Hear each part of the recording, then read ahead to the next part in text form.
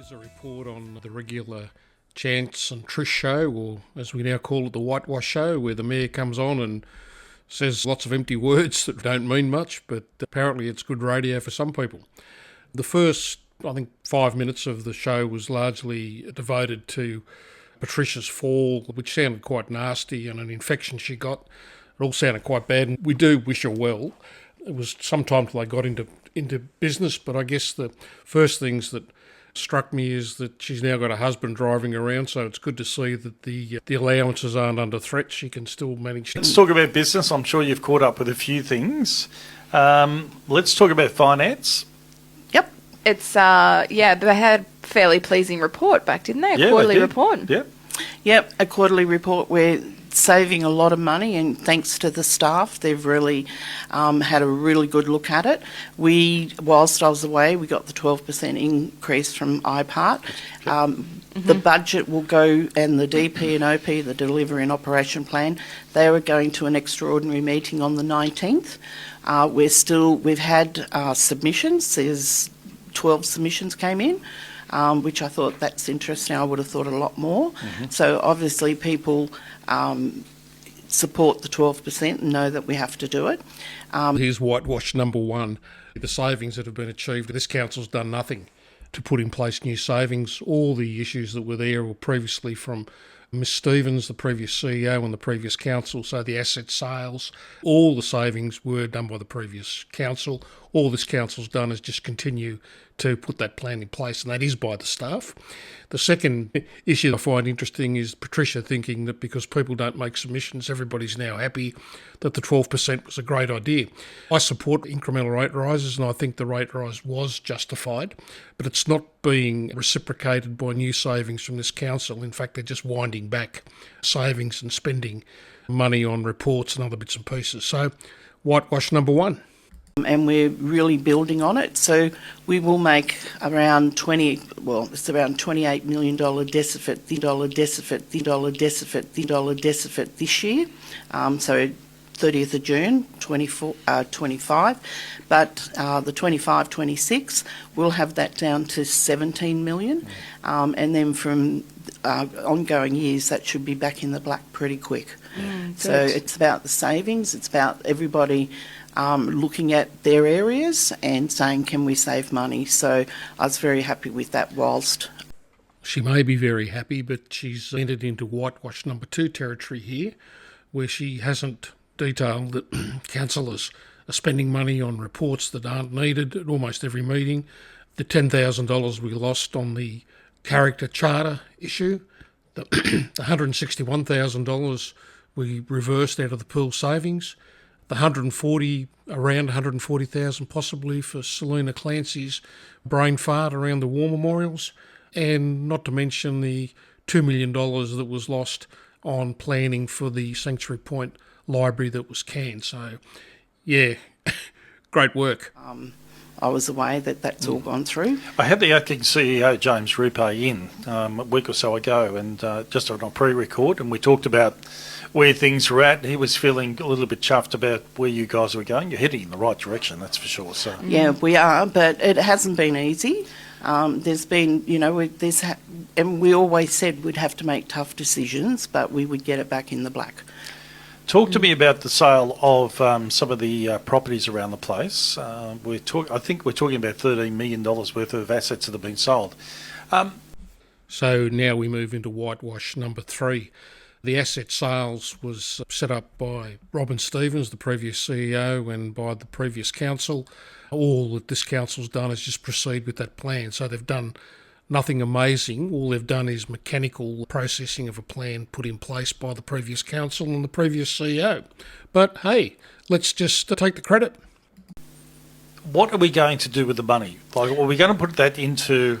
Are we just going to get rid of the debt, or are we actually going to put it into concrete and bricks and build something, or what's the plan? So that's all being worked out in the long-term financial plan. So part of it will go back to pay debt. Some it will go back into renewals. So we all know that we've got to do renewals, and The roads are a big issue. In the old toilet blocks, the halls, etc., they all need work done on them. So some will go back into that and some will go back into capital as well.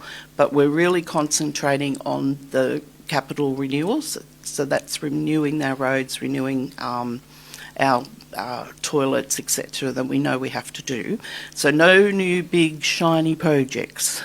Well, only a truly financial genius who's worked for Barclays Bank can manage this backflip.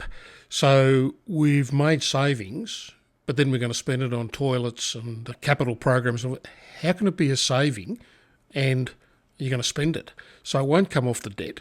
So it's just, I don't know, she's got these mental gymnastics that are very hard to follow. Well, I said it in the last week or so, some of our councillors, and I don't want them to take this the wrong way, but I'll put it this way, we need to pull our heads in for a little while and not even talk about libraries and other things. There are better things that we need to get on with, and that's got to be the priority. And that's what the ratepayers want. That's their priority as well. And I totally agree, because every time there's a notice of motion that goes up that has a cost, and even if you call for a report, there's a cost to it. Yeah. It costs money to do it. So, we're really looking at this year, this is our DP and OP, and I've said to the councillors, well, if you want something done, you find which project you're taking out. So if you live in Ward 3 and you want to do something down there, it's going to cost money. Well, which project in Ward 3 are we taking out to do that? We have to not just keep adding and adding and adding. That's history. That's what used to happen. Dr. Smith, oh, the hypocrisy, my boy, oh, the hypocrisy. I monitor who votes for what on council, and that's publicly available on my website. If you go back, Councillor White has voted on 16 occasions for spending on things such as reports, new spending. So to sit there and just tell a bald-faced lie is just astounding. She's in there with the rest of them, voting to spend money on every occasion. Unbelievable. And the residents are really, really concerned about the roads. We now have completed the roads project planning, strategic planning. We had a consultant come in who have driven over with a special vehicle, driven over every road in the Shoalhaven. So we know the condition of every road in the Shoalhaven, not just on the top, but underneath what is happening. Yep. And they have given us an estimated cost to fix. And it's quite interesting. Staff put out a press release saying $131 million. The real number is $228 million. So some more Trish gymnastics. So earlier she said we're going to be in the black, if not next year, the year after or the year after that. But here we are having to spend over $100 million on the roads. So where's that going to come from? So we're going to be in the black, but we're going to spend $100 million. Get your story, Trish. This is just crazy. Because we still have to keep doing the resurfacing, we still have to keep doing maintenance on roads. So they have categorised the roads 1 to 5. 5 is it's dead, it needs replacing. One is we just keep needing to do the maintenance. So were there many 5s in the report?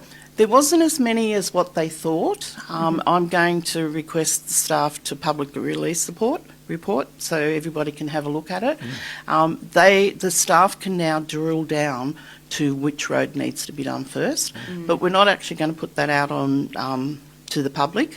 That's going to be all part of our works program and how we can get it done. So it's not out there for public comment, but it's going to be put out there just to say, well, this is what's happening. Next week, I will be out in Orange at the Country Mayors, and we're having a specific meeting with the Roads Minister. So I'll be taking that report with me, and I'll be giving her a copy and saying, well, this is what you're going to look at for the Shoalhaven. I'm pretty sure Trish is not dumb. But this line that she goes to some meeting, gets the travel allowance, sees a minister, hands a minister a report, and that somehow then turns into money is absolute nonsense. There's budget processes, there's a whole raft of departmental consideration, whatever else. So the fact that Trish is going to hand a report to a minister, she may as well just put it in the mail. I mean, it's nonsense, and she uses it to justify a whole raft of travel to various conferences which is a fantasy. Okay. Now you're advertising for a new CEO. It's gone up, hasn't it? Yes, the advertisement went up on Tuesday for the new CEO. Applications close in 3 weeks. Yep. And then the recruitment process will take part during July. So by the end of the July, we should be able to announce who the CEO will be. Well, some action on the recruitment front. It'll be interesting to see what happens. I mean, of course, all the money's on Mr. Davis / Repry getting the job. There is a GIPA application at present relating to some skullduggery or alleged skullduggery in emails. The response back from council is, well, let's say, interesting. It'll certainly be going off to NCAT, and let's see how that pans out. You know, this may be an investigation for a state agency. There's just too much interesting behaviour around this whole recruitment process and the sending off of the previous CEO, Ms Stevens. Interesting. Why wouldn't council lease that out? Well, that's up for option as well. I've always thought that. Between that and the entertainment centre, why would you just go and let someone else worry about it? Yeah. Someone else in their expertise, you know. And we've got local funeral experts that would be probably interested in leasing the facility at Shoalhaven from you. And I look at the entertainment centre. I'm sure there's some big promotional companies outside the area that would definitely look at taking on the entertainment centre. And that's what we need to do. They are options that council is looking at. What's the best way to run the facility? Policy and decisions on the run. Chance, seeing he's talking about retirement, maybe wants to stand for council. He looks like he'd be on par with Proudfoot and some of the others. His great ideas here are to lease out cemeteries to funeral directors. I'm pretty sure that they want to pick up maintenance of cemeteries. He also thinks that there's a swathe of promoters out there looking to scoop up a deal on the entertainment centre.